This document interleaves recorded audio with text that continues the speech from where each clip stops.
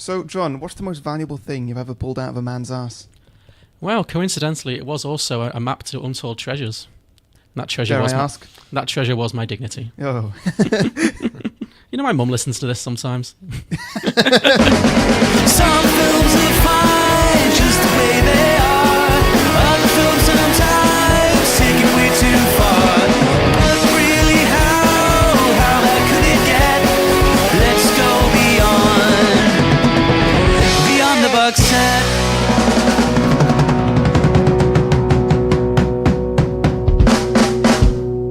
Welcome everybody to Beyond the Box Set, a podcast where we pitch prequels, sequels and spin-offs to films that don't have any. I'm Harry, joining me as always is John. Hello. And John, we've got some guests this week. We do. Yeah, we have FlixWatcher podcast. Hi. Hello. So this is Kobi and Helen. Hi, I'm the Kobi one. I'm Helen. And do you want to start by telling us a little bit about your podcast, FlixWatcher? So FlixWatcher is your number one go-to for Netflix recommendations. Yeah, absolutely. If you're in the UK specifically, but Netflix generally, we get podcasters on, such as you guys, who pick the films and we chat about them and rate them using our patent pending rating system. The unique scoring system. The unique scoring system, that's the best term, isn't it? The spreadsheet of dreams, I refer to it as. Yeah, you guys haven't seen the spreadsheet yet, have you? Not yet, no, I'm excited. Yeah. Yeah, love a good spreadsheet. Can I have a copy? You can do, but you won't be able to edit it. Oh. I'm so excited by spreadsheets.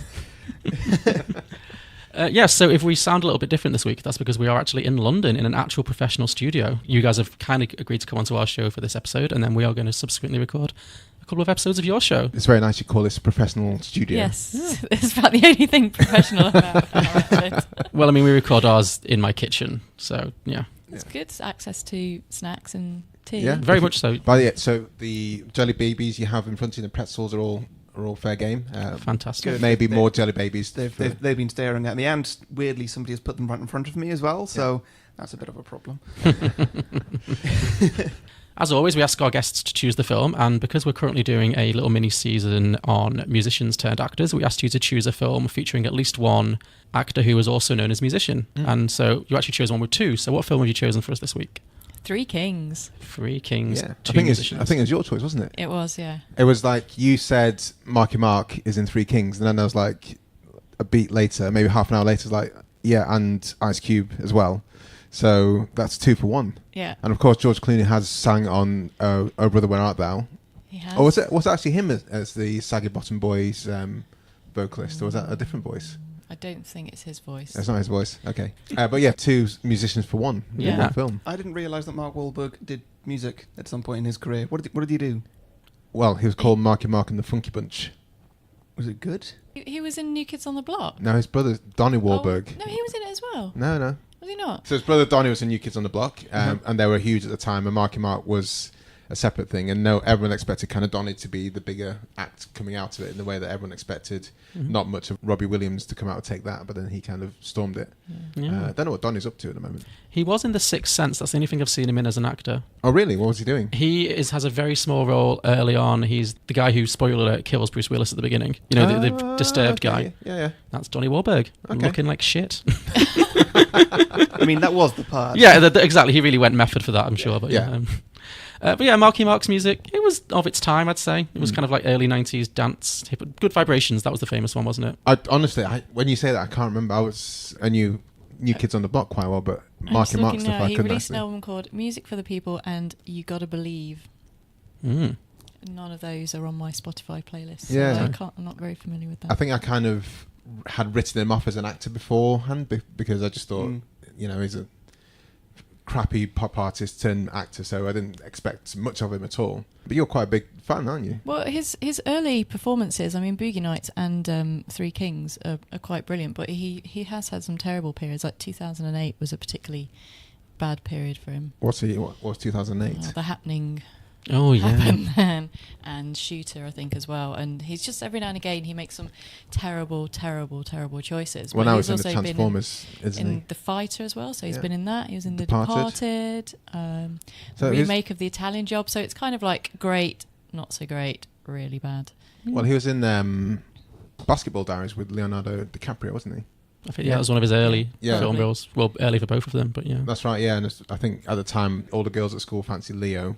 And again, so for me, he was one of those people I just wasn't that interested in. But seeing it seeing it a few years after leaving school, I thought it was actually a decent film. Quite dark. So, aside from your abiding love of all things Mark Wahlberg, is there any other particular reason you chose this film? Because it's brilliant. Mm-hmm. I just love it. Fun fact for you, it was the first DVD I ever bought. So, Oh, wow. Oh, okay. What made you buy it? Because I'd seen it, I think I must have seen it and thought, this film's brilliant, I would like to keep it. And I've just brought a new DVD player, what better to watch it in?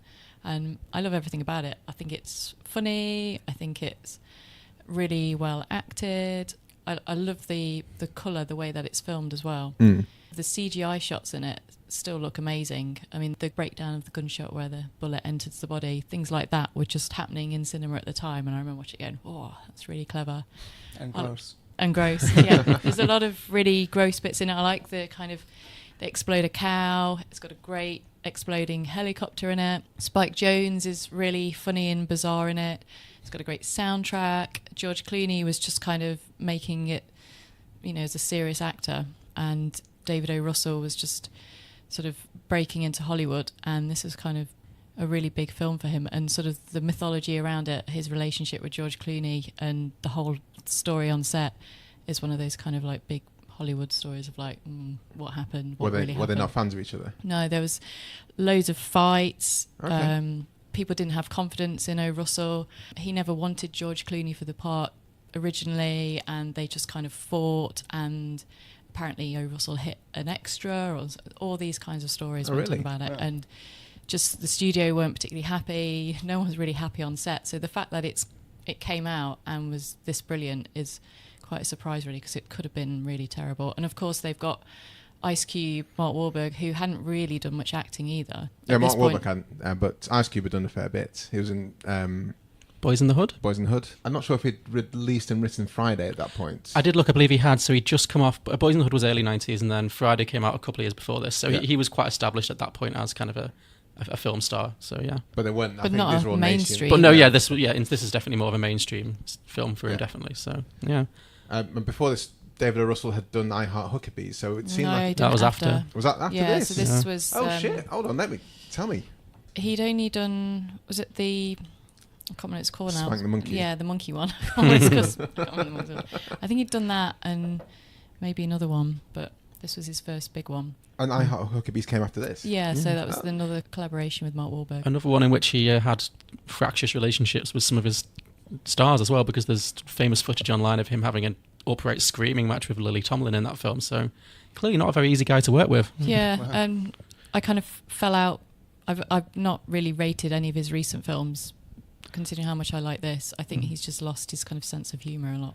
He did Silver Linings Playbook, right? He did, Yeah. which is terrible. I really didn't get that film. It was so... It's awful. I hate thank that you. film so Thank much. you so much. Yeah. Please, I can't talk about it. Its film is dreadful. Yeah, I felt exactly the same way because it won Oscars. Jennifer Lawrence got the Oscar for it. It was so highly regarded. And I was just like, did I see a different film? This is garbage. Like, It makes a complete mockery of mental health issues. Oh, he's running around in the bin bag. Oh, he's crazy. Oh, it's all okay in the end. It's terrible. I hate that film. I didn't mind it. I was like yourself, though. I didn't understand why it garnered all this attention. I thought it was a fine film. yeah.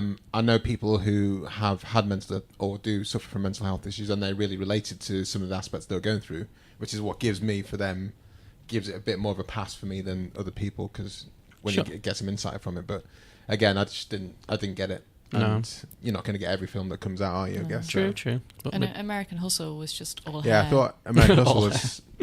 I didn't get why that was. It's just Jennifer Lawrence and Bradley Cooper, and that's the thing he has now. I'm not even bothered seeing Joy. Was that a David O.Russell film? Yeah, I just looked at that and went, no. Yeah, the thrilling origin story of a mop. It really sounds like a edge of your seat kind of film. I've not seen it either. It may well be brilliant, but I'm the same. I don't really get on with David O.Russell as on the whole, but this is definitely, I would say, Three Kings, probably the best of his films I've seen.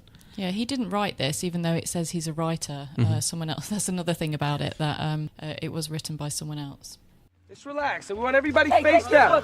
Come on. Okay, go. Get down. Hold it. Look it. Hey, no comprehend English, motherfucker. What is your fucking problem? Could you act in a more professional manner, please? You're making him crazy. I want to be professional. He just wouldn't take his fucking rags off. Pay attention to how it's done. Excuse me, sir.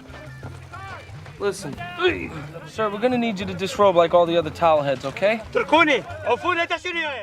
So yeah, one thing that really struck me about this film is it is funny. It's definitely a dark comedy, and it's got a very strange tone to it because it has these moments of quite broad comedy, like an exploding cow, and there's some Spike Jonze is quite a comedic character in many ways, but it's also quite upsetting in places. It really doesn't pull its punches. And what really struck me was after watching the film, when I looked back, when I realised when this came out, this film came out in 1999, and obviously. At that point, that's pre-9/11. Yeah. It's also pre-George W. Bush altogether. It's obviously this film is set in the 1993, 1992, the end of the Gulf. 1991, sorry. Yeah. At the end of the Gulf War, the first Gulf War, which was the era of George Herbert Bush, the first President Bush. But this film comes out in the Clinton era. So, and then you look at it, and you look at everything that's happened in the world since, and you just think, oh my God, this film was... Either history just repeated itself so badly, or this film was so prescient, because it really... Watching it now... the way it portrays the Iraqi people, and the way the suffering in the film, and the American white savior kind of narrative that kind of creeps into the film, I found really uncomfortable in places. But I think the film challenges. It's intending to be a challenging film. Yeah, when you say about how funny it is, I get there's many places when I think this is the funny bit, but I feel kind of constricted in that. I just think the moments of levity are kind of smacked down by the fact it is a very kind of, it's a grim film. The storyline is grim, and I can't get away from that to raise the laughs, because when the map's sticking out the guy's ass, that's a funny scene and a funny shot, but at the same time it's like he's there because he's trying to... He's being arrested. They're brutalizing him, because he won't just give up his weapon, so they just fling him to the ground and strip him naked forcibly. Yeah. So yeah, there's an inherently funny visual there of Spike Jonze having to pull a piece of paper out of a guy's arse and only having the one glove, so that's where the joke comes in. But at the same time, this is in the context of some guy being really brutalized by our heroes, if they are in fact heroes. Yeah, I get the funny bits, but then this is the whole thing, why it's such a successful film, because it nails kind of the absurdity of war. That it is absurd, and it is inhumane, and it is kind of crazy. And I think if the humour wasn't there, then you wouldn't be able to watch this, because it would just be terrible. It would just be bleak. That's why I class it as moments of levity rather than a comedy. It took me a while to sort of get into it, to work out what the genre of this film was, because in the first half hour we get scenes like that where it's very conflicted between being sort of a comedy and then also being a bit serious. And like you say, our heroes are kind of good and kind of bad at the same time, and some bits of it look a little bit difficult to watch. But then after about half an hour in, I really started to understand what this film was and what it was trying to be, and then I was completely sold by it. And I was just in it to the end. What was it? What was it, Harry? Explain this film. Sum up this film. I don't know. You've really put me on the spot. Had you seen it before? Nope. It's the first time. Okay. Had you seen it before? No, never seen it before. This is my first time, yeah. Nice. So let's just do a very quick plot summary. So this film, as we mentioned, is set in around the tail end of the Gulf War, around 1991. And it stars Mark Wahlberg, George Clooney, Spike Jonze, and Ice Cube as a quartet of soldiers. They've not really seen much action in the war. They've just been stationed in Iraq. Are they in Kuwait or are they in Iraq? I think they're in Iraq. They're near... I can't remember the town. Is it Kabbalah? Yeah, they're near Kabbalah. Which I just thought was that religion Madonna was really into, but apparently that's a different Kabbalah. But actually, we should probably disclaimer here, I don't know about you two, but we should do a disclaimer that mine and Harry's knowledge of the Gulf War and, geopolitics in the Middle East is limited at best. So if we do come across as really ignorant, we do apologise. We will try not to be. I concur with your disclaimer. I know very little. That me and John don't know anything. Yes, you and John don't know anything, and I don't know anything. Helen, what's your knowledge of the? I mean, I was alive at that time, Same. but to be honest, I think it's all pretty confusing. Yeah. Although that being said, Harry does have a level of expertise that the rest of us don't, because he has actually been to Iraq. Yes. Wow. Yeah, I went there on a family holiday about 7 years ago. Mm-hmm. And what happened there? And why did you choose Iraq? Because we had a friend there. Okay. He originally came over to Britain for safety, essentially getting out of Iran at the time. As a refugee? Yes. No, sorry, as an illegal immigrant. Oh, okay. We met him. We used to live in Mid Wales, and we met him there. That's where he got dropped off for some reason. I guess you're not going to look for immigrants in Mid Wales. We'll use no names here in case. Or specific towns and stuff. And he got to know my mum through the library using the free internet that was there. Okay. And we stayed friends with him. He moved to Birmingham, got a job, earned loads of money. Well, a normal amount of money by British standards. Sent it all back to his family. Had now moved to Iraq, and his grandparents built a house with it. Then he announced himself to the British government as an illegal immigrant, and they deported him, as he knew they would, And so then a year or two after he moved back, we went and visited him, and it was the weirdest 2-week holiday I've ever had. Another dark chapter of Harry's life. No, it was a great holiday. It was a great place to go. Very. Which part of Iraq were you in? Sorry. It was a northern part of Iraq, near a city called Suleimania. Right. It's very scenic. It's lovely. It was very green. I was expecting the sort of deserts that we get in this film, but no, it was much more like Britain in that regard. Yeah, it was nice. Yeah. Everybody was lovely. Good. Well, and it was safe because this what year was this? 2010. 2010. So still at a time when there was a lot of parts of Iraq were, as they are now, quite dangerous, and but you generally didn't see anything unsafe. No, we were fine. I mean, the most alarming thing that ever happened to us was on the roads. Every say 3 or 4 miles there'd be a checkpoint. Yeah. And so somebody would have to stop, wind down the window. Somebody would put their head in the car and go, "Hey, why have you got 3 white people in your car?" And obviously they wouldn't say that. I don't know, they're speaking a different language. So we have to hand over our passports, and then almost every time they'd threaten to not give us back our passports, and that's not great. And so our guide, the guy visiting, he would have to go out and just bribe them with cigarettes. Really? Every time. Oh wow! So he just burned through loads of cigarettes. Did you not bring like a job load of Benson Hedges with you? No. Right. Not that you know. Your parents might have done. True. Yeah. So that's a tip for anyone who's travelling to Iraq. Bring a load of cigarettes. Yeah. That's your tip for Wish You Were Here or TripAdvisor, because we are not affiliated with that advice. That is Kobi's advice. That is not Beyond the Box Set official travel advice. Then. No, it's canonical now in your podcast. Yeah. But one last thing, the nicest thing about this holiday that I found out about their culture is, so we're in a country that's prominently Christian, and so every Sunday we have like a day of rest. Or You're talking about England, you mean? Yes. Okay. So shops close earlier, or whatever. People go to church depending on how religious you are. In their country, what they do, I don't know if it's affiliated with religion or not, but every Friday, the whole country goes for a picnic. Oh, nice. Out in the countryside. Oh, fantastic. Nice.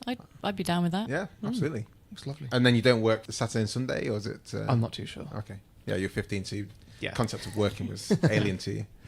Back to Three Kings. Yeah, back to Three Kings. Yeah, that was a diversion. So our characters are stationed somewhere in Iraq, I believe, and they've not seen much action, so they're quite bored. And then the film kind of opens with, it really sets its stakes pretty early on, because one of the first things we see is Mark Wahlberg, who is ostensibly the hero of the film, or one of them, shooting a soldier who is surrendering and killing him. And then there's not really any sense that he feels any remorse about that. I don't know if he realizes the guy was trying to surrender, but it immediately sets out this kind of horrific violence, and this kind of the fact that these Americans are really capable of being very brutal. Because then there's immediately after that, there is the scene in which they forcibly strip down a bunch of surrendering soldiers, take all their weapons, take their clothes. Yeah. And while doing that, they find one of the soldiers has secreted a document, a manuscript, in between his buttocks, which Spike Jonze then has to remove with one glove, which is quite funny.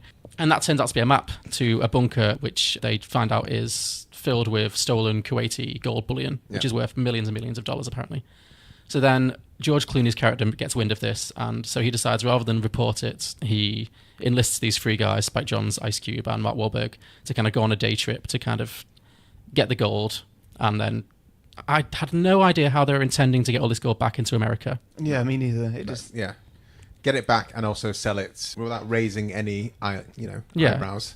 Anything to declare? No, with these giant bags full of gold bullion. Yeah. It's just that we can see the gold in the X-ray machine. Yeah, we can see the gold there. So you can't go into a shop and black market. Maybe. What would you buy with it? Weapons, probably. Yeah. Anyway, that's not important. Yeah. No, don't think about it too much. Don't think about it too much. Yeah, for plot reasons, that's what they decide to do. Why was that gold in the most useless suitcases? How do you mean it wasn't built to carry them? Yeah. Why was it stored in those suitcases? But then there's perfectly good bags that are nearby. Because it didn't really add anything to the plot. It was just like a minor inconvenience. Well, it added the joke when Ice Cube lifts it up and it all collapses. And he knows about the tensile strength of bag. He knows that Louis Vuitton bag has got a high tensile strength than the other bags. I'm gonna get a fleet of Lexus convertibles in every color. I told you Lexus don't make a convertible. Get your Lexus, they do. Okay, you on for that Lexus, it won't be a convertible. Shit! You alright? Yeah, I landed on my foot. We're definitely gonna get it here in these bags. The tensillary strength in these bags is only 200 pounds. What? Tensillary strength. He works in an airport. So there's also another side plot with a journalist played by the actress Nora Dunn, who I only know from Saturday Night Live. She's reporting for one of the American news channels. George Clooney is supposed to be escorting her around, so to distract her so he can get away for the day, he enlists Jamie Kennedy from the Scream franchise and not much else to take her on a phony trip somewhere, like just to drive her around basically the desert and pretend to get lost.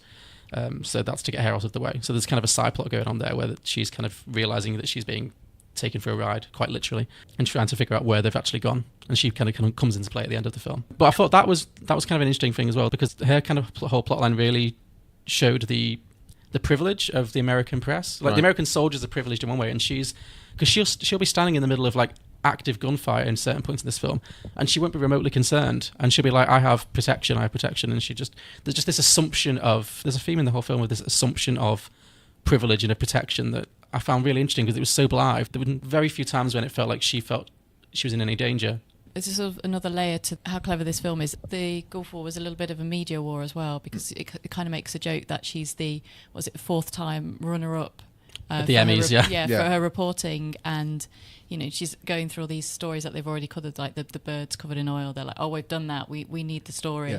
And it was at that time there wasn't that much to report, and they kind of had to make it more of a thing. So the birds in oil weren't good enough, so that's why she needs to get this better story. Yeah, because at this point in the film, it's a ceasefire.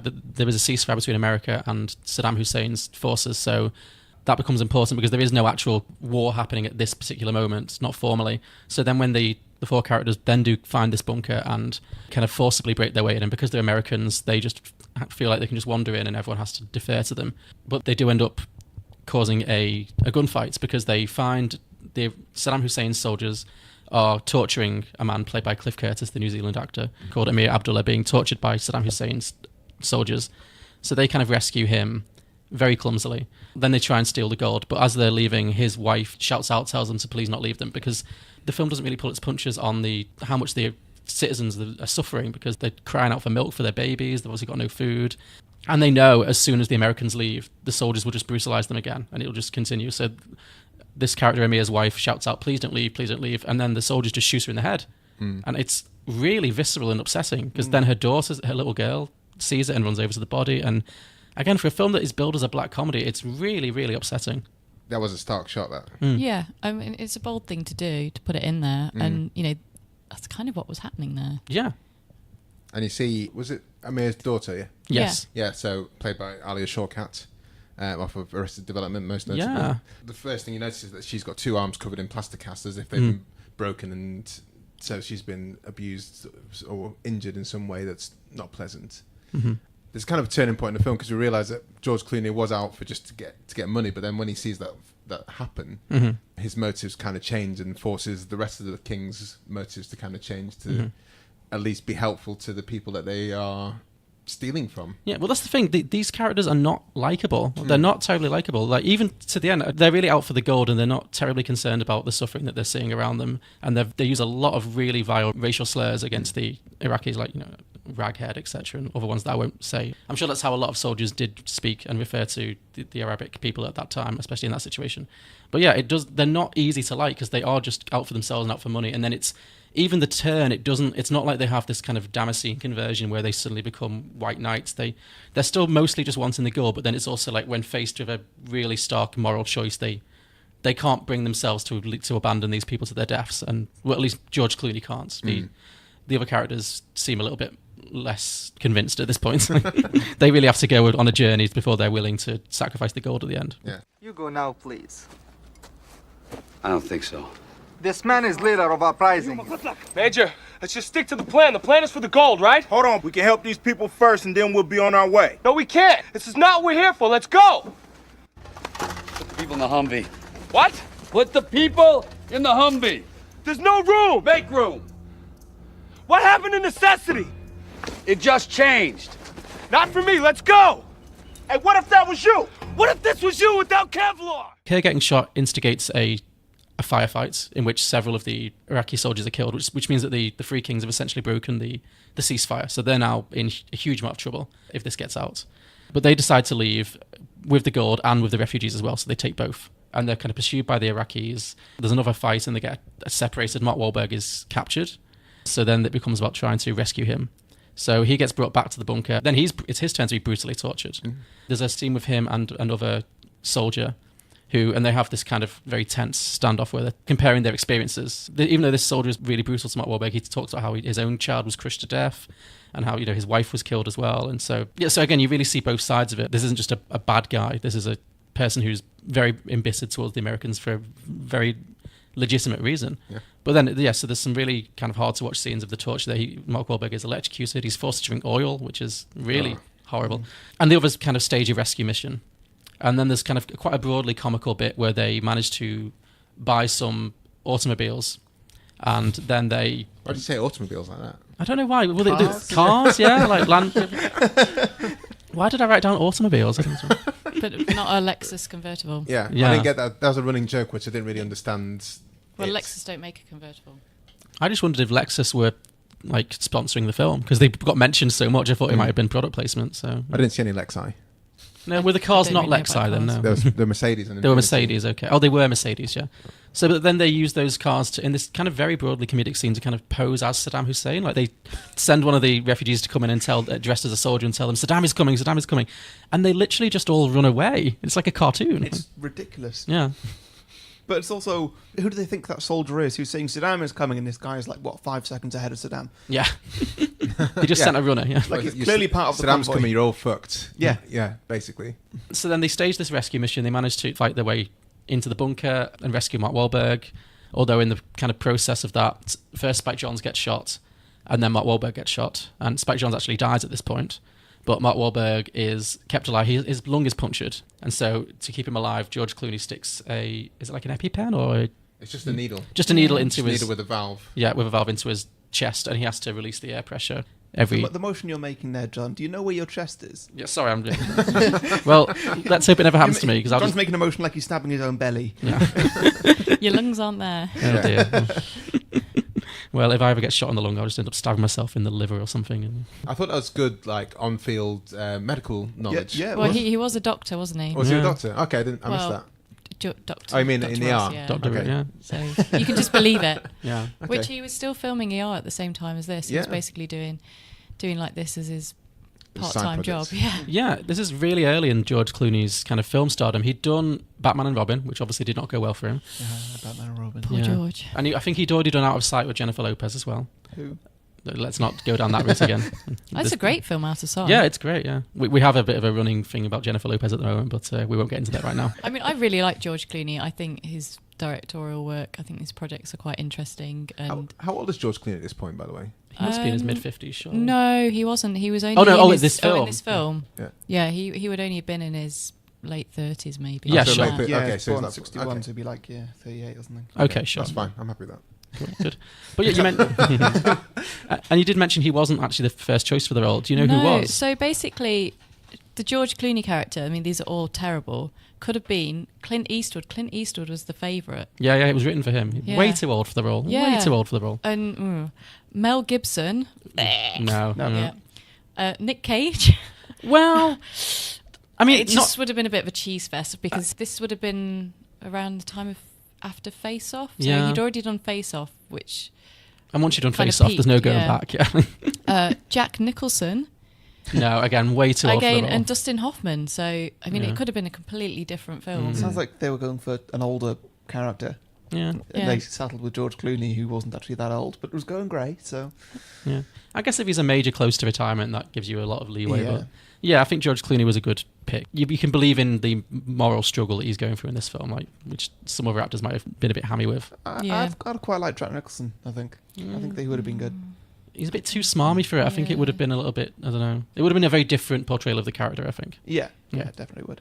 So then the film kind of concludes with there's a lot of tension around Mark Wahlberg having to release that valve every 20 minutes or so, otherwise he will die, which is cause of quite a lot of tension. But then they managed to get the gold and the refugees to the Iranian border, I think it was. But then Kuwait, wasn't it? Or was it the border to Kuwait? Yeah. I'm not sure. That's the amorphous Yeah. We should have a map up, really, shouldn't we? And we could have had a look at the locations. But there's a border where they'll be safer. Yeah, if they can cross the border. Yeah. But at that point, the rest of the American army have got wind of what's happening. They've hidden like 2/3 of the gold somewhere else. Oh, yes, they given buried one most of the piece gold. each to the villagers. That's it. They give one piece of gold to each of the refugees, which, again, how are they going to sell that? I don't know. Seems like a bit of a liability. But smelt it down and then Make rings and sell the rings. Yeah. I guess it gives them leverage. But anyway, so they get to the border, but then the rest of the American army have got wind of the fact that this is happening, and so they kind of swoop down and arrest them for breaking the ceasefire, for treason, basically. And while they're doing that, Saddam Hussein's forces retake the refugees and put them into this kind of makeshift prison. So you can guess that things aren't going to go well for them. And so that kind of leads to the end of the film, in which Clooney and Wahlberg and Ice Cube, Spike Jonze now being dead, sadly, silently decide among themselves that they will sacrifice the gold to use as leverage to say, we'll tell you where all this gold is buried, in return for them making sure that the refugees get over the line, basically, get to safety. And so that's what they do. And then they're arrested. The refugees go over the border. And then there's kind of quite a tacked-on happy ending at the end, where it kind of gives you some text at the end where it tells you that they were fine because they got honourably discharged, because the journalist Nora Dunn was also there covering the whole thing. And so because of the story about how they saved all those refugees, that story forced them to be given an honourable discharge, and they all lived happily ever after. Although the film did not tell us what happened to the Iranian refugees, which I thought was a little bit telling. Yeah, I mean, they weren't the main stars. No, so. but I feel like Cliff Curtis's character and Alia Shawkat, like, you'd invested in them. Yeah. I did like this film a lot. I did have a few critiques, though. I think it did sometimes lean in a little bit to the American white saviour narrative a little bit, and I think it did ultimately show its hand a bit when it didn't assume we would care what happened to the Iranian guys, or to Cliff Curtis and Alia Shawkat, at least. Like, because I really feel like the second half of the film was all about getting them to safety and what was going to happen to them, and then to get across the border, and we have no idea. Well, they have the moment where the tear gas attack and the roles are reversed, because the three kings have to be taken into the little cave. That's when Mark Wahlberg gets abducted. Yeah. Yes. But they have to be saved by the rebel army. Yeah. A bit Star Warsy there, but yeah. And So it's a nice little reversal where they're sort of saying, you need our help now. Absolutely. The film does kind of raise kind of an interesting discussion. Once Mark Wahlberg is captured, there's no question that they're going to continue until he's been rescued. George Clooney is very straight on that. He's like, we're not leaving without him. And so the refugees help them. But it's like, how many... And again, it brings up this kind of idea of what's the value of one American life versus the countless Iraqis who were killed in this film and who are being killed all the time. So, where's Barlow? They got him. Where would they take him? Oasis bunker. It's full of Saddam's Republican Guard. Take us there. Well, we don't have transportation. We'll walk till we find some. Why don't you call in the Marines? With what? We don't have a radio. Okay. We'll find a vehicle. You drive back, get a helicopter, fly and get your men. We can't do that. Why not? You have a huge army here. We're not supposed to be involved in the uprising. We killed Iraqi soldiers, broke the peace accord. You know what I think? You're stealing gold, that's what I think. We're fighting Saddam and dying, and you're stealing gold. You're wrong. So yeah, should we move on to some drinking games? Yep, absolutely. Yeah, Tough film to do them for, I feel, because there's so much like horrible dark stuff in this film that like finding moments to drink to is like... Well, I've got two that I'm quite proud of. Do we say if we have the same point to drink on, or we just go around? So we'll do one each, yeah. and then if we Just repeat, no, it's yeah. fine. Yeah. So do you guys want to start, Helen? Do you want to? Then we'll go around. Have a drink every time you see ripped Mark Wahlberg without his shirt on. Yeah, I had that too. Does that happen that often? There's a few times. Yeah. That's when he's running away. Yeah. I remember that. And Okay. at the start as well, when they're celebrating, I'm pretty sure there's some ripness going on there. I think it's in his contract in all his films. He must be shirtless at least a third of his time on screen. Yeah. Or get his thingy out. Oh yeah, Which he does in Boogie Nights, Indeed, but not in yeah. this. Not in this, sadly, no. But yeah.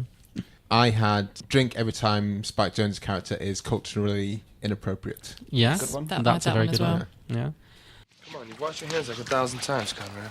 Lord knows what vermin live in the butt of a dune coon. Why do you let this cracker follow you around, man? Oh, he's all right, man. He's got no high school. He's from a group home in Dallas. He doesn't know any Don't better. tell people that. I don't give a shit if he's from Johannesburg. I don't want to hear Dune Coon or Sand Nigga from him or anybody else. Captain uses those terms. Look, the point is, Conrad, the towel head and camel jockey are perfectly good substitutes. Exactly. Drink for weird musical cues, like jarring musical cues. Like there's lots of like I think when they attack the bunker, is it playing a Beach Boys song? Yeah. And also there's Eddie Murphy's Party All the Time is playing when they raid the first one. I think. It is. You're right. Yeah. So Party all the time. yeah, it's very like jarringly upbeat for when you're watching some quite. And also the Michael Jackson question as well. Oh yes, yeah. King of Pop. Yeah. Yeah, I That had was that. good, yeah. I had the musical cues. Pop one. references. Yeah. Yep. Take a shot anytime somebody gets shot. that's okay, good. Of course, yeah. of course. Silly. Thank you. I mean, you would be in a coma. Is that You're not going to last long. With is that one you're quite proud of? Is that? Yeah. Okay. Yeah. Good. Maybe take a sip of beer. Don't do a shot of like absinthe because you'll be Destroyed. dead by the first 20 minutes. So. Anytime Saddam is referred to, particularly, maybe take a double shot when there's a illustration or picture of him. Yeah. Ooh, I had good. that Yeah. too. Yeah. Mhm. Nice. Take a drink every time Cliff Curtis' character has to translate from Arabic to English, but not the other way around. Sure. Yeah. So he quite often he translates for the Americans, but not being Iraqi Yeah. or being able to speak Arabic. He does every now and again say something Arabic, but you kind of think he doesn't know how to say these things properly. Yeah. Yeah, because we find out he's from America, isn't he? He's Kiwi. He's the actor. Oh, of course. Oh, I see what you mean. So they didn't do that because the actor couldn't speak Farsi or whatever. Yeah. Oh, I see. Oh, I didn't think of that. But yeah, I just thought it was funny because it was maybe making a joke of the fact that all the Iraqis had basic English, but obviously they've not bothered to learn any Farsi or any Persian, whatever the language No, they're yeah. speaking. So the point was, I don't think he's learnt. Yeah, Arabic sure. for the role, That brings it into a whole new light for me. I didn't think that. Of course, he wouldn't speak those languages. So Yeah. Because it is weird. It's one of those weird things that I don't think they do as much anymore. But anyone who has remotely like brown skin can basically play any ethnicity from. Because he's a New Zealander, but he's obviously played a lot of Arabic characters and other actors have done this. yeah. Latinas often play Arabic characters as well, and vice versa. Well, so. yeah, Cliff Curtis is around quite a lot as in American film as a Latino actor, but he's of Maori descent, so it's weird. It's quite interesting. So my last one was drink for references to Lexus Infinity Convertible. Oh yeah, good call. My last one was waterfall your drink when Wahlberg drinks oil. Ooh. Didn't know that. Yeah, nice. I had this one last one. Every time there's a piece of gold. Okay. Oh, just a shot of the gold, yeah. Yeah. Oh, that's a good one. Okay. Have you got any more, Kobi, or are you done? Yeah, I had a couple more. Okay. Drink when there is a fancy or stylized camera move, Mm-hmm. including the animations or when they're doing slow motions or doing like sweep pans to things. And also drink every time we see the Chekhov's gun of the American footballs after the first time we see them in the... Oh, yeah. Very good, very good. Yeah. Okay. So, shall we take a moment to talk about Patreon? Yeah. So we're on Patreon, and if you would like to support us for as little as $2 a month or as much as $15,000 a month, go to patreon.com/beyondtheboxset. Mm-hmm. There we have a bonus show called Beyond the Box Set, where about weekly we review a film. Yep. Usually a new cinema release rather than, a back catalogue piece, which we normally do on this show, obviously. Yeah, it's a good opportunity for us to talk about films that we don't normally talk about on this podcast. Films that might have sequels, might be sequels, like we're going to do Jurassic World 2 soon, and boy, do we have some thoughts. Did you see it last night, did you? We saw it last week, and it was garbage. We can talk about this off the podcast. Yeah, let's not go down that route we're on, but yeah. Yeah, so we got that there. We also, once a month, we'll do a free advert slot, 30 seconds for whatever you want to advertise. Could be your own podcast, could be your own business, could be jelly babies. There's a lot of them in front of me, and they're very tasty. And there's a third thing we do, but I've forgotten. Don't you get people who've donated to you on the show? See, Kobe knows better than we do. Yeah, so once a month we will select one of our Patreon supporters and give them the opportunity to choose a film for us to cover on Beyond the Box Set. Obviously, that means we'll do sequels and everything, the whole shebang. If that supporter would like to join us on the show to talk about the film, they're welcome to, although that's not obligatory. You can just tell us a film and we'll do it for you. Brilliant. So that's that. Patreon.com/beyondtheboxset. Yes, and it's a pay-as-you-feel system, so you can pay as much or as little as you like within the confines of minimum $2 a month and maximum $15,000 a month, which is Patreon's maximum. And spend. how many patrons do you have that pay $15,000 a month? Right now, 12. none. 12. But we live in hope. One of these days, it only takes one. Yeah. One of these days, and we will, we'll fly out and do an episode with you wherever you are in the world for that price. Do it in your bedroom. Or Are you guys rich? Could you afford Spare 15,000? Yeah. I cannot. Maybe I can afford it once. Yeah. Not even once. If you could, that'd be... For just $15,000 a month, you can feed this boy. Feed you what? Just more crude jelly oil. babies? Yeah, more jelly babies. A lifetime supply of jelly babies. Oh, that'd be great. So as Harry mentioned, go to patreon.com/beyondtheboxset to find out about that, and we would really appreciate it. Okay, guys, before we get on with the show, I just want to take a quick moment to talk to you about our new sponsor, Studio. Studio are a high-quality Swedish headphone brand offering a range of stylish wireless headphones and accessories for all your listening needs. Now, personally, I like a nice chunky over-ear headphone, so I'm currently using their Regent design in black. The sound quality is absolutely fantastic, and they're really easy to use and carry. Best of all, if you're a podcaster or a musician and you sometimes need that guaranteed zero latency sound while recording, these headphones do come with detachable wires that you can use to connect them directly to your phone, tablet or computer. If you prefer something a little lighter, they also offer classic in-ear and sports headphones in a range of colours and designs. Just go to studio.com to explore the full range, and if you enter the offer code BOXSET at the checkout, you can earn 15% off your first purchase. That's studio.com, offer code BOXSET. BOXSET, no spaces. Okay, now on with the show. All right, on some sequels. Great, so do you guys want to go first? Yeah, I don't think we have a title for this yet. I got a No. provisional title, but I think it's What nonsense. did you come up with? We were supposed to discuss this before you guys turned up. That's all right. We like on-air brainstorming. That's quite fun. So. Good, yeah. So, guys, feel free to chip in as we Yeah, dive I mean, into it's this. very much a work in progress. Wait, do we have a title? I don't think we did. Oh, yeah. So, we did, didn't Oh, we? yeah, yeah. We'll get to it. In fact, because as a side note, I've got a lot of other top-of-the-head ideas I wrote down, all pretty much based on the iterations of the title. I thought this would be really easy, and then I was thinking about it. I was like, I don't. Well, the Got a bit title or stuck. the rest of the story? Just like I tried to think. I was like, I could have come up with loads of sequels, and then I sat down and went, I don't actually know what I'd do with it. But anyway, this is what we came up with. So this is Three Kings 2, 6 Royals. Because 3 times 2 equals 6. That's where 6 Royals comes from. Sure. Okay, So let's see where it goes. yeah. So this is following on from where they left off. They all live in California. Ice Cube and Clooney are working in the film industry directly. Mark's working as a carpet shop. He is a carpet shop. He has a carpet shop. George Clooney is married to Judy Greer, Oh, nice. Okay, sure. and they have a son. Great. Ice Cube married his high school sweetheart, played by Nia Long, and they have a boy. Very good. And of course, Mark Wahlberg has at least one daughter. I'm not sure. I can't remember. I'm not We sure. could have maybe had another one, couldn't I we? think they And then may you have could had have another one. done the twins But then. in the outset, when you see the carpet shop, there's another baby. Okay. But I'm not sure what sex that was. Let's make it another girl. Make it another girl. Okay. I have another girl played by someone we will come up with later on. Sure. Well, no, then we could put the twins in then. The twins. Mary Yeah. Kate and Ashley. Yeah. Okay. We'll get to the casting Yeah, in a we'll minute. get to the casting in a bit. So the kids are played by Elizabeth Olsen. Okay. O'Shea Jackson, who is Ice Cube's son in real life, plays his son. Oh, great. Cool. I think that's what will always happen. He'll either play his son or himself at an early stage in life. And Ryan Gosling plays George Clooney and Judy Greer's son. Okay. Oh, so Elizabeth Olsen is playing Mark Wahlberg's daughter. Yeah. Okay. So is this film set like 20 years after the original then? 'Cause I Played think 27 years after. 27. Okay, So that it's- makes sense. It's present day. Specific. Okay, sure. So it's present day. Okay. That's why it's 27 years later. Okay, that makes sense. I was doing some maths in my head, like how old is Elizabeth Olsen? Yeah. Okay, cool. I think it kind of The works out. ages sort of work out. We were just trying to puts them work out together. ages, and I was basing on what kind of teeth everyone's got Okay. as to how relevant they'd look as babies. So Children, that's it. if this is 27 years later, how old is George Clooney playing?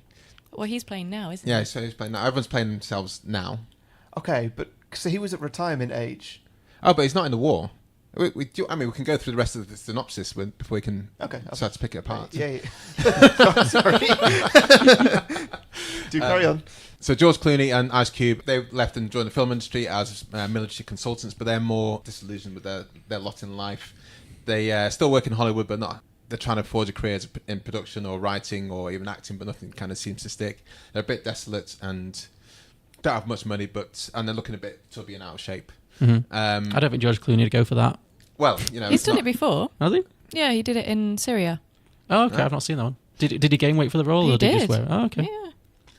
Carry on. Elizabeth Olsen is the brightest of the three King's kids and the most kind of precocious growing up. She went to the University of Southern California, which is where a lot of the film studies happened in California, and they have close ties to Hollywood. When she finishes, she actually writes a script based on the stories that her dad and her friends used to tell about what they did in Iran and Iraq during that war. And she sends it off to film studios. Nothing happens. But in the course of that, she meets studio executive Emma Stone. Okay. But she kind of says this film script's going nowhere. Cliff Curtis's daughter, as played by Alia Shawkat, her role is revised. She comes to America as present-day Alia Shawkat and says, look, guys, you saved my family all those years ago. We're in dire straits now. There's some real shit going down. So all the three kings bang together and, we need to help them out like we did 27 years ago. Mm-hmm. I should have said by this point, because Elizabeth Olsen has no kind of career plan, she goes to Vegas and tries to do something there. Okay. to service the plot. The three kings get together and we're like, we need to raise some money. How can we do this? And Elizabeth Olsen, who's been working in Vegas for a while, says, guys, I know the system. I know how we can... Oh, is she like a croupier or something then? Well, we're not too sure, but she's in the... She could be. She's in the world. She could be a croupier. Yeah. Okay. She's like, I know how to game the system here. We can make some money. So all I've seen Ocean's 11. I've seen Ocean's 11. And I've Some seen familiar characters in it. Yeah, I've seen a prequel to Ocean's 8. Let's do something. So all the kings go together, all the royals, including Ryan Gosling, who's there for comic relief, playing his role as pretty much as the nice guys. Because we want him to do more comedy. Yeah, so we're going to write him a role where he does more comedy. More comedy. Okay, yeah, sure. O'Shea Jackson is the muscle, essentially. Mm-hmm. And we haven't kind of got to the details of the heist stroke, how they get money, but it works. Great. Okay, sure. It's fine. And they go to the Middle East, wherever Ali Shawkat and her dad are played out, are based in the moment. Unfortunately, something happens there, some kind of altercation, and Cliff Curtis dies in this version of the film. But because they raised money, it kind of goes well for the rest of the people there who they've helped out. They've helped set up a village or get people out of financial duress and strife and trouble. They come back to America, and Emma Stone comes up to George Clooney and says, "Well, I got this script a few years ago from this lady, and we don't think much of it, but it might be the kind of thing you like to have a look at." And he reads the script and is like, "This is Mark Wahlberg's daughter. This is our story. We need to do this." Mm-hmm. And because they got some money from the heist, they put some money together to produce it. And during that production of the film, Emma Stone and Ryan Gosling meet, as they always have to. Oh, cool. I see where this is going. Yeah. Okay. And they become romantically entangled. That's kind of where That's where we got to. That's where we got to. Yeah. Oh, so it's all just building up to as a bizarre prequel to La La Land? Is that what you're telling me? Or Crazy Stupid. Yeah. Well, just it's just an addition to I the just Ryan like Gosling, seeing those two on screen. Emma Stone canon. Sure. Yeah. Okay. Yeah. Any thoughts on where that could have gone, or yeah, no, but it's an interesting twist. I like the idea of them in Vegas. I think that's there's a lot of fun you could have there because it's a different setting. I like that because it is a very character-driven film. So I like the idea of like same characters, different setting. And yeah. Are we going to have the meet cute between Emma Stone and Ryan Gosling? Is that like the end of the film? Is that like the beat that ends the film kind of thing? Well, it could be. Yeah, we don't need to see the film being made, do we? The film within the film being made. Yeah. But that could be the sparks that fly. Yeah. Okay. Yeah. No, that's good. So yeah, we decided to go in a slightly different direction as well, didn't we, Harry? Yes. By the way, John, I've just done a quick find and replace in our little story here because, I didn't know that there was a difference between Ice-T and Ice Cube. Oh, right. Have you been referring to Ice-T for the entire film? Yes. Well, you've not corrected me, so... Oh, all right, fine. Well. Clearly you didn't notice, but anyway, Ice Cube is in this. So we've got one called Three Wise Men, which is going to be set in present day. Yeah, 27 years later. Yeah. And so the three kings, they all individually get contacted by the journalist. Nora Dunn's character. Okay. And they get enlisted for a free trip to Iraq. Sorry. You guys paid to go to Iraq, but how many people... It's the way you say free trip, I love it. Well, no, there's a reason, but it's not like, hey, free holiday to Iraq. There's a reason for them to go to Iraq, which Harry will now illuminate. Yeah, it's not a holiday. Yeah, all expenses paid, trip to Iraq, but for a purpose. Yeah. So they're going to reunite with the father and daughter that they helped rescue last time. When they get there, they discover that the reunion was actually a front, and they've been enlisted by the FBI for a secret mission. Ooh. Okay. Hidden in a bunker nearby the one they raided, is an artifact of untold power. We've decided to go down the supernatural route for this. So basically, the FBI tells them that a group of Saddam Hussein loyalists are also looking for this artifact, and they need to stop it from falling into the wrong hands. So they have to find the location of the bunker, invade it, and bring back the artifact in exchange for a large reward. And the reason they brought these three characters back is that this is all taking place in the area that they kind of had the intimate knowledge of from the first film. So it's like, you guys know the area, so we're going to send you guys, and also you're not known to be active in the army anymore, so it's a completely secret mission. Black Ops, yeah. And they've been teamed up with a army officer, like played by Channing Tatum, who's going to be escorting them. And also the Cliff Curtis and Alia Shawkat are going to be back as well to act as translators to help and guides. So maybe as proper translators. Yeah, they're actually going to translate both ways. Cliff Curtis has to work for this one to actually learn some Farsi. Yeah. What does Alia Shawkat say in the film? Does she speak anything in? She just kind of says "mama." Yeah. Okay. So what a role. She is actually of, I believe, Iraqi descent. I believe her father is Iraqi. Okay. Don't quote me on that. Whether or not she speaks Farsi or Persian, I have no idea. But again, she can learn. Arabic, it would be. It will be Arabic. Sorry. Okay, cool. Yeah. There's so many disclaimers in this episode. Yeah. So this time, as they've got the full support of the military, they're not going rogue, they have a vehicle each.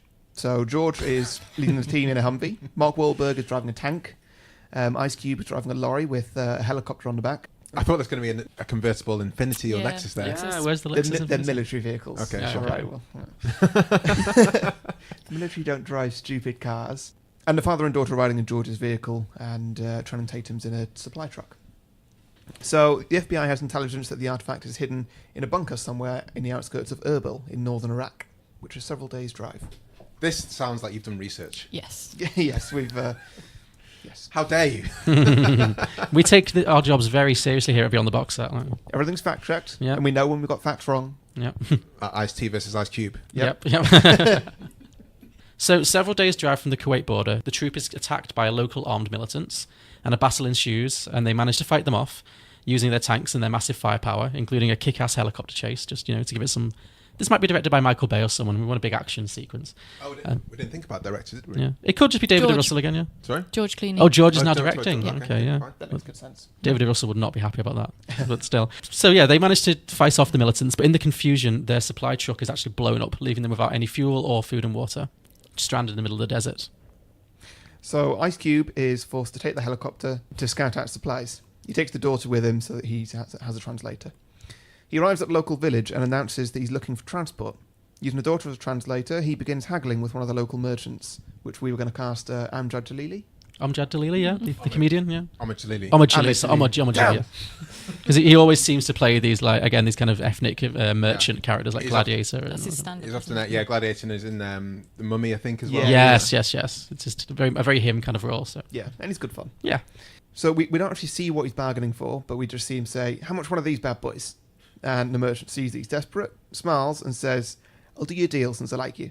1 billion dinar each." And Ice Cube does the classic comedy spit take.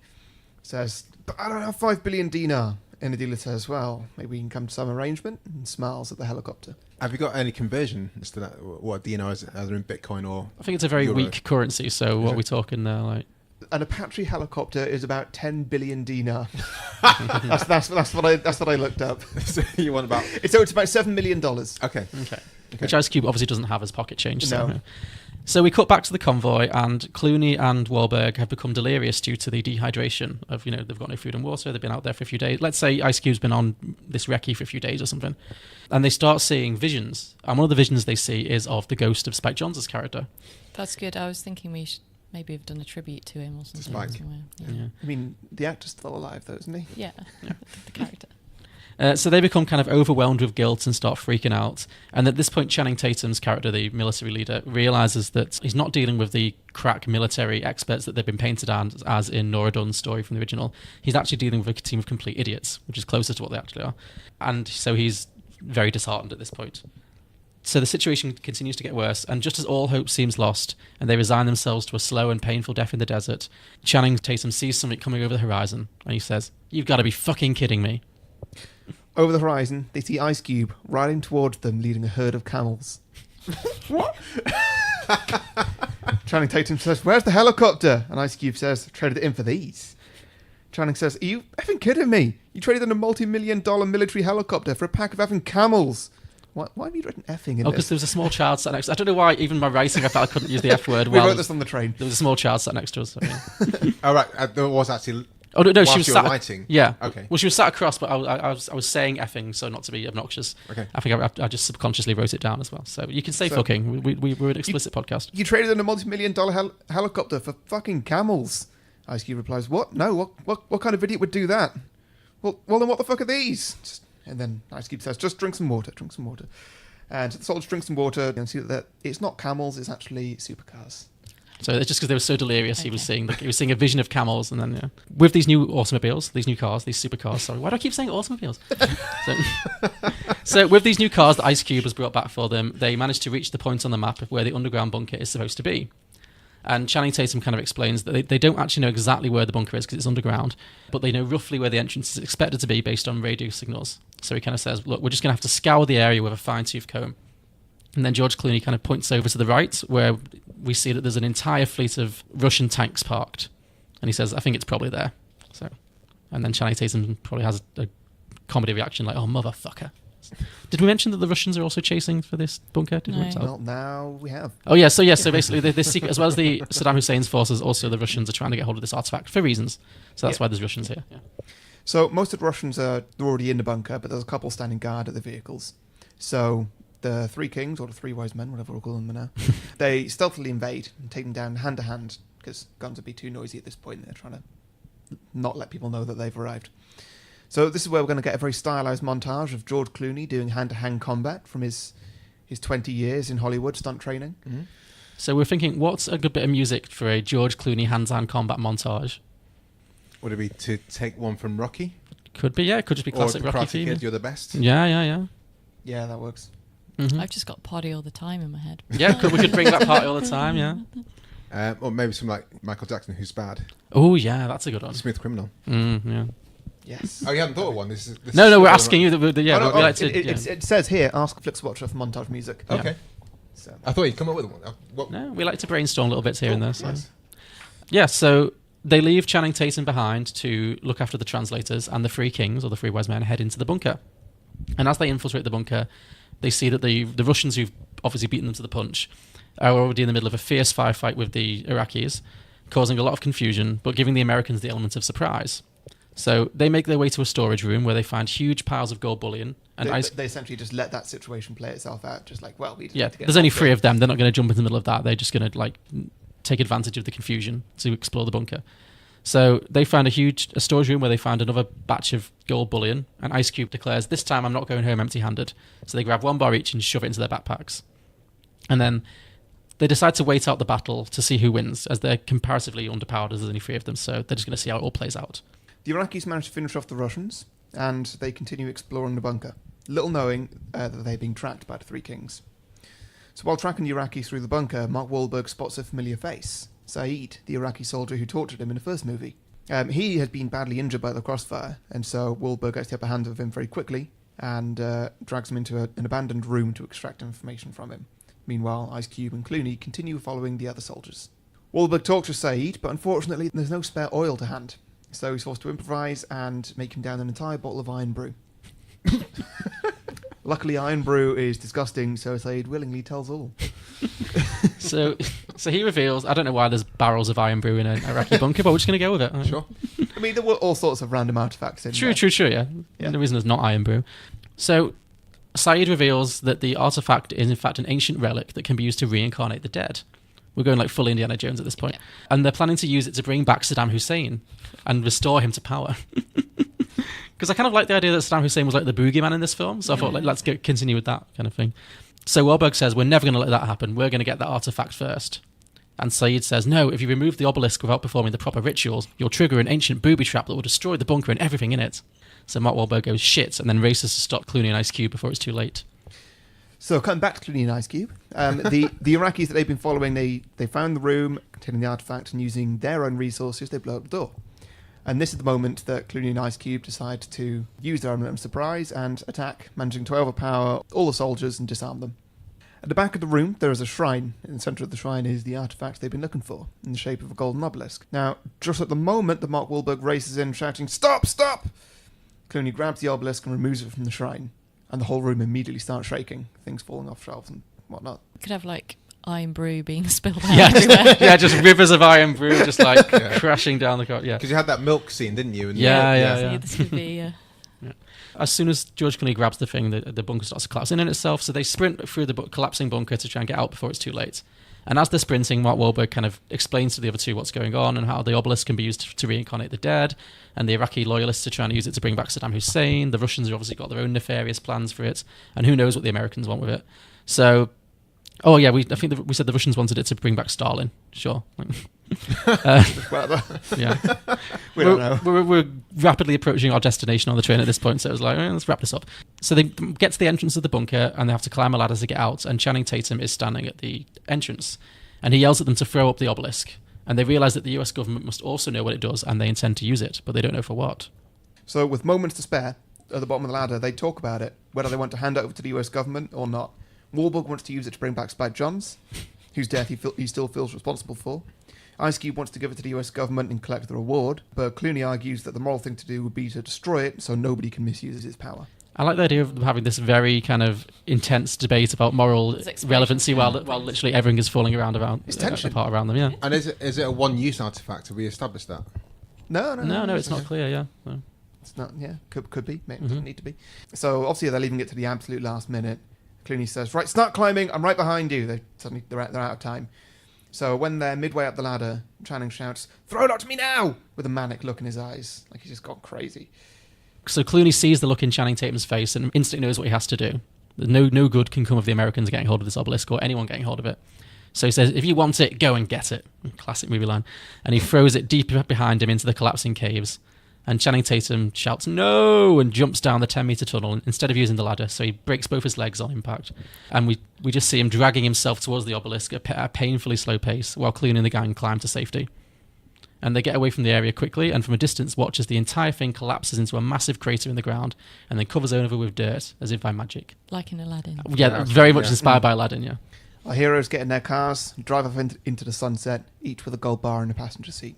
And end of movie. Credits roll, yeah. Fantastic. Yeah. We didn't have any dialogue in ours, so I love the way you obviously included that. Yeah. It's optional. I like the Raiders of the Lost Ark kind of theme going on. I think that was good. So I felt there's Raiders of the Lost Ark, obviously because you had the FBI in there with supernatural things. It ties into the X-Files type arena without Mulder and Scully being there. Yeah. And will Channing Tatum have his shirt off at any point? Oh, throughout, yeah. Permanently. He's never seen with any clothes on his upper body. Whilst you guys were doing that, which is fantastic, by the way, oh, thank you. I looked at the price of one gold bullion on the internet. It's displayed on the screen there. It costs £398,000 for one gold bullion. So they've left, if they've got one each, they've left with quite a substantial amount of money there. Yeah. Yeah, but I thought it was worth a lot more than that. Okay, maybe they take 5 each or something. I don't know. No, well, I don't know.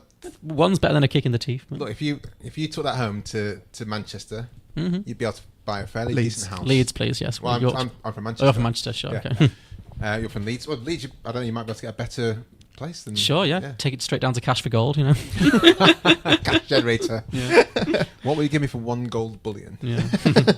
But yeah, I mean, really, the whole Indiana Jones supernatural vibe was very much just so we could avoid talking about anything political whatsoever. Sure. So just played it very safe there. I mean, we've mentioned Stalin in this. I must say, my disclaimer, I know more about Jennifer Lopez than I do about Stalin. Okay, sure.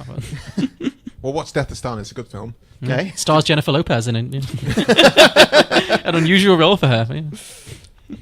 Yeah, fantastic. I like the Russians being in there as well. Yeah, for no reason, just because they have to be, because, you know, movie laws. So, yeah. Cool. Any questions? When is it out? Coming soon to a cinema near you. TBC. TBC. I like it. Yeah. Okay, so shall we wrap up with some listener submissions? Let's do it. Cool. Do you want to hear the brief outline, top of the head ones that I came up with as alternatives? Yes. Oh, sure, yeah, go for it. The first one's called We Three Kings. I just like the name. I don't know what that was going to be. So, 3 kings and a big lady, playing on the title of 3 men and a little lady. Sure. Mark Wahlberg's wife and second child die in a car crash, leaving him alone to look after their daughter. So they bang together with George Clooney and Ice Cube and raise her together. Oh, nice. 3 Ninja Kings. I think you probably see where I'm going with these titles. So they come back and realise that they're still poor and they should have at least walked away with 1 gold bullion, as we've decided is worth nearly £400,000, which must mean $500,000, and think, shit, we've missed a trick here. Spend 7 years training, because that's how long it takes, 10,000 hours, 7 years worth of training to become ninjas. And I thought, because if we did the ninja style discreetly, we would have walked away with money. So they go away 7 years, become ninjas, go back to their place, find more gold bullion, steal it. So 3 Ninja Kings. Nice. Yeah. 3 Kings 2, the 3 Amigas. Nice. So I was trying to get 3 Amigos in there somehow. This story is Judah Greer, who plays Clooney's wife. Elizabeth Olsen is Mark Wahlberg's daughter. And Tessa Thompson, who is Ice Cube's daughter, are in a sci-fi film together. Meanwhile, somewhere in space, an endangered alien race sees the film and believes it to be true, and teleports them across the universe to help them save their dying planet from monsters and things. So that's Galaxy Quest. That's Galaxy Quest and 3 Amigos. Cool. The 3 Amigos story is the same, isn't it? I've not seen You've not seen 3 Amigos? Well, I think I have, but I can't remember it. It's been a long time. That's why I put 3 I like Amigos. that. That's good. Very good. And then that's it. Cool. So then you guys the listeners have put forward some ideas. We put the call out on social media. We had a lot of answers. This was a popular choice, actually, so well done. A few similarities to yours. So actually, yeah, one of the first ones came through from Andrew J. Hawthorne, whose idea was also called Three Kings and a Little Lady. In this version, all the gold was used to buy fertility treatments, and now Mark Wahlberg is pregnant. So I guess Mark Wahlberg in Junior or something. Junior, DJ Malmberg said, instead of a sequel, I say go with a prequel, Two Princes. So Yeah. Ryan E. Johnson said, Three Dope Queens. There's a TV show on, it's a Netflix show, Two Dope Queens. Two Broke, yeah. Is it a podcast? Two Dope Queens. I think it is a podcast, yeah. It is a podcast, yeah. Yeah. So cool. Charles Decker said, When We Were Three Kings, the crossover event of the century featuring Donald Glover as Muhammad Ali. Okay. Yeah. Hold on. I mean, Donald Glover's great. I love him, but he's not Ali. No. True, yeah. Hey, he's got range. Is Will Smith Ali, though? Yeah, but at least he's got a bigger build, hasn't he? True. Yeah. Well, you know, But yeah, I like the idea. take it with Charles. Yeah. Mike Carey said, Three Kings and I, a musical. Bibek Goffin Garung, I hope I pronounced that correctly. Three Kangs, a Treehouse of Horror special. You Kang and Kodos from The Simpsons. In Simpsons, yeah. Yeah. Johan Kaikonen said, Free King Kong lives. So we get a lot of pun work from our listeners. It's good. Johnny James Fuller said, We Three Kings 2, Bethlehem or Bust. The feel-good Christmas comedy of the year. John Kovaleski said, Three Kings speeches. Mm-hmm. Brian Vaughn said, Three Kings of comedy. Yeah. The Robert De Niro film, I guess. Another one from John Kovaleski was Three Lion Kings, an anthropomorphized sub-Pixar animated retelling of the first movie. Maybe that's what's happening now with Jon Favreau. Yeah, could be. That might be what it's going to turn out to be. Yeah. That'd be a curveball, but you never know. Daniel Foulwasser submitted the inevitable The Avengers Infinity Kings. Nice. Sure, yeah.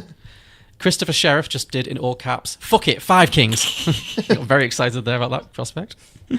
Lloyd Pies said, Three Kings 2, there's 6 of them now. So I guess that's similar to yours, but he has no story there. Mitch, just stop. Some would argue we didn't have a story, but... Mitch Orchard may have a bit of a chip on his shoulder. He said, we all know it'd be Three Queens with Sandra Bullock, Melissa McCarthy and Amy Schumer. Women ruining films. Is he one of those Ghostbusters No, haters? he didn't say women ruining films. Okay, I'm inferring a slight resentment there. I was going to say. Yeah.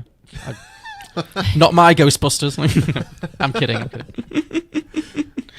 Easy Riders Raging Podcast at ER Podcast. Yeah, Chris. Has he been on your show yet? Yeah, he's been on ours too. Yeah. So Chris from Easy Riders Raging Podcast says, how about Three Queens, which sees 3 drag queens who happen to be passing by, deciding to steal all Saddam Hussein's sparkly things. And Blokebusters, we had another collab. Sorry, how are they just passing by? Yeah. well, road trip. Yeah, well, this is the thing. So this is another collaborative effort. Sometimes our fans collaborate with each other on social media, okay. Which we always love to see. So Blokebusters, one of our regular contributors at Blokebusters, said, so basically the same film, but with the cast of Priscilla, Queen of the Desert, because we'd watched that film. So yeah, they're on a road trip in a giant bus. Yeah. I like that one. Yeah, that's good. Yeah. So it would be the working title of that one would be Priscilla, Queen of the Desert Storm. CNC Geekcast at CNC Geekcast said, Three Princes, a Vegas heist film featuring 3 Prince impersonators. Sacha Baron Cohen plays all the roles. False Starts Podcast at False Starts Pod said, how about 4 Kings? 4 Kings? 4 Kings? I think there's some pun work happening there. It's maybe a porn, I don't know. The pun work is under frown from me. Okay, I'm seeing the Harry frown. We Watch Anything at We Watch Anything. We Three Kings, WEE, Three Kings. An early teen movie where the progeny of George Clooney, Ice Cube and Mark Wahlberg plot to heist the all-important test papers from the school safe. It's a laugh-a-minute coming-of-age story that brings a tear to the eye in the 3rd act.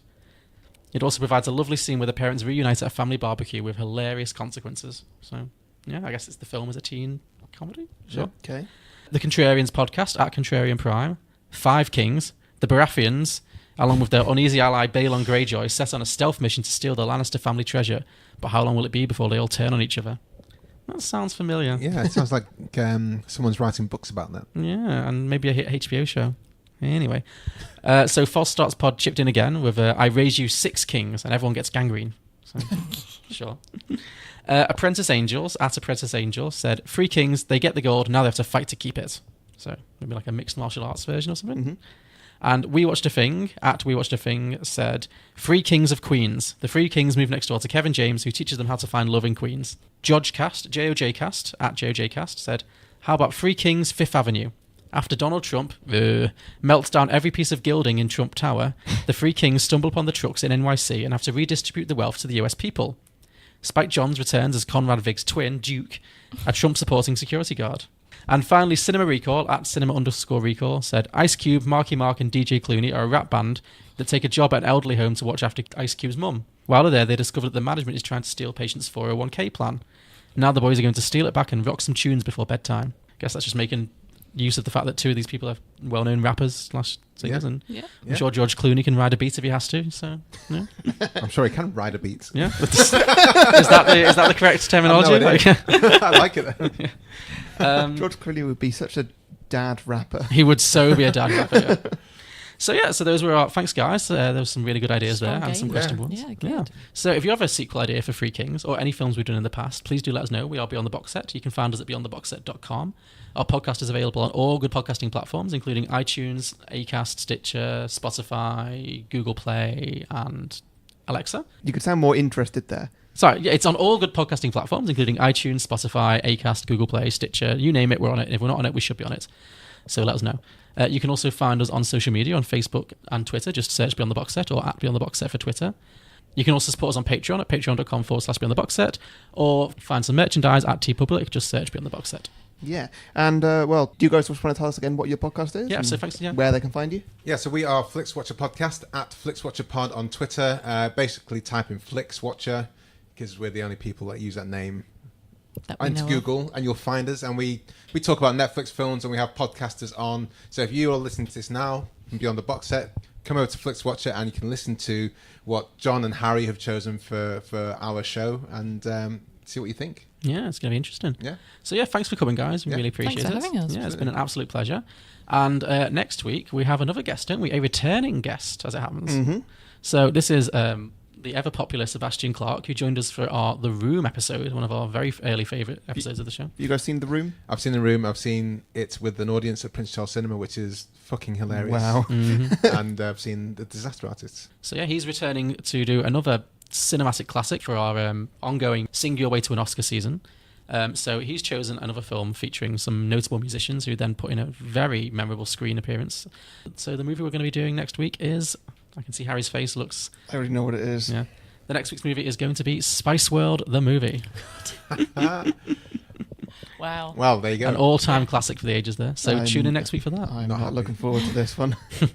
We get films like that. We get films like that. Yeah. Oh, cheers, What, guys. Thanks for having classics, us. you mean? Yeah. Yeah. Thanks for having us. It's been fun. It's been great. Great, cool. Yeah, So it's yeah, been great to have you on. Yeah. great. So yeah, look forward to that. Thank you, FlixWatcher. Thank you, Helen and Kobi. And I'm not going to thank you, Harry, because that's awkward. And join us next week for Spice World, the movie. Yeah, see you next week. Bye. Bye. Bye.